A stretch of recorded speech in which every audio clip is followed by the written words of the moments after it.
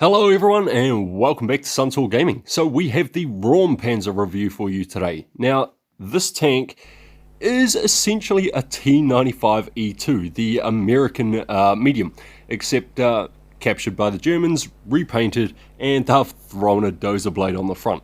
Now you can see down in the bottom left corner there, I have just thrown up my equipment for you to look at, and as this video goes on you will see the statistics of this tank with that equipment set up show up on the right hand side of the screen. So read through the stats of this tank. It's very good tank indeed. Now when this was first released into the game by Wargaming, they'd done it in an event where you first had to basically get two other tanks before you could get the Raumpanzer, and the entire event was ridiculous, absolutely stupid. To get this tank when it first came out, you had to spend something like $350 frickin' just to get the goddamn tank. Stupid event. Great tank though. Now, the one thing I will say about this Raumpanzer is it's breaking the hull down meta. Wargaming needs to make more tanks with this kind of playstyle. This tank plays better out in the open, like you can see me doing here, than it does hull down. If you go hull down, everyone's going to aim for the hatch. If you stay in the open, they're going to aim for the tank's body, and you're just going to get so many bounces. Now, as you can see there, I've got just about 1200 block damage here, and I will get that bounce, which brings me up to 1200 block damage. Honestly, this tank is freaking amazing. Now, the weakest part of this tank is actually the front, behind that dozer blade. On the lower plate, you can hit that and you'll pin basically almost every single time, but because the dozer blade's there, you can't see that it is a weak point. You angle this thing sideways, like you side scraping this thing, and it looks like you can pin it, you're going to shoot it, and you're going to bounce. I have brawled heavies that have had full hit points when I've been on half health and won, just because this tank can get those bounces. It plays very good out in the open. It plays very good hull side scraping, sorry, not hull down. Although it can play hull down, it's got a good 9 degrees of gun depression on this thing. So now the stats do say that this tank goes an average of 35, but honestly, it's very heavy.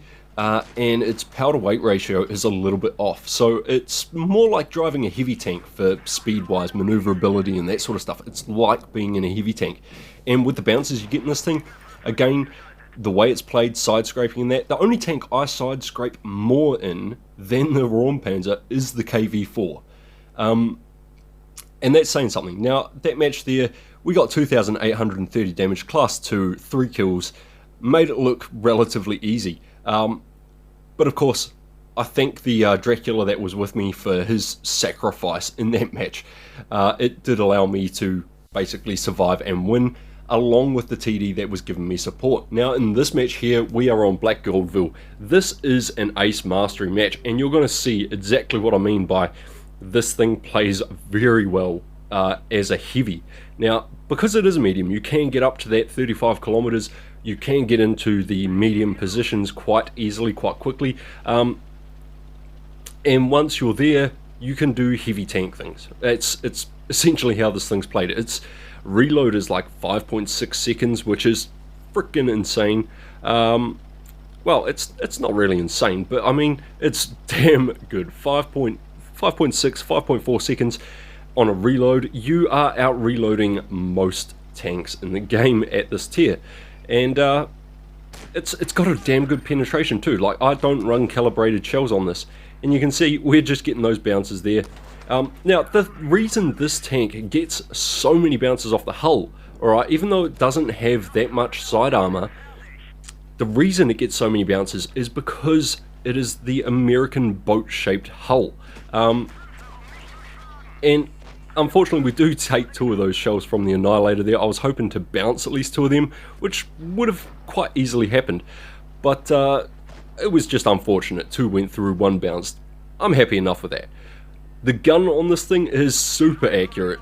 I don't run the refined gun, so it's sitting at just over 3.300 on its dispersion value, and it's very accurate. It is very accurate. You can snap the shots. It's got a quick aiming time, quick reload, and right here, I mean, Chimera pulls out. That's a very high caliber gun. I side scraped up against him, and he managed to bounce my side. Now we're going to go out here and try and clear out this Annihilator. He is gone now, and we're going to run away because we are not in a favorable position here. Our two heavies are sitting way over the other side. Our TD back here is just getting slapped by this guy. Hopefully we can put a shell into him. And I mean, honestly, if this tank comes in store for gold, guys, I do suggest getting it. If it comes in store for gold, get this tank. It's so much fun to play a tank that does not require you to be in a hull down position. And I have been enjoying the absolute crap out of this. At the moment, I think I'm sitting at like a 86% win rate over almost 50 battles. But yeah, this is a great tank. I do suggest getting it. You can see, even though it doesn't get up to speed very quick, once you get up to those speeds, you can relocate and reposition quite quickly around the battlefield, like you just saw me doing in this match here.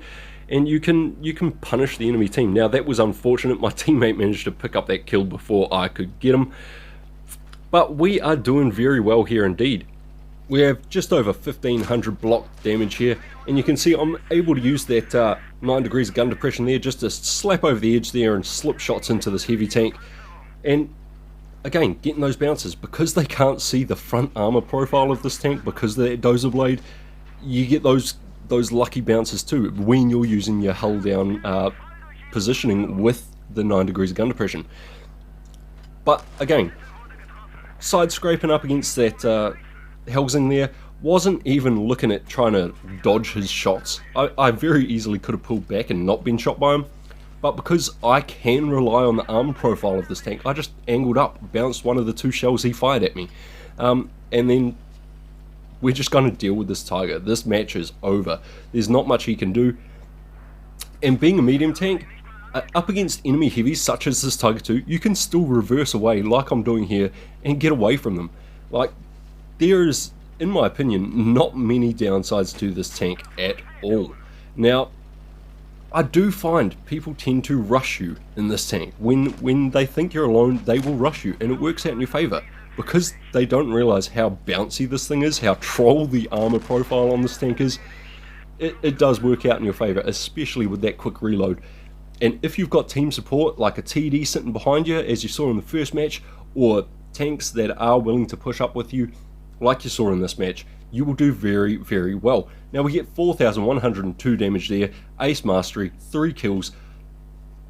I hope you guys enjoyed this video review. If you need to go back and look at the stats and look at the equipment that I use, go back and do that.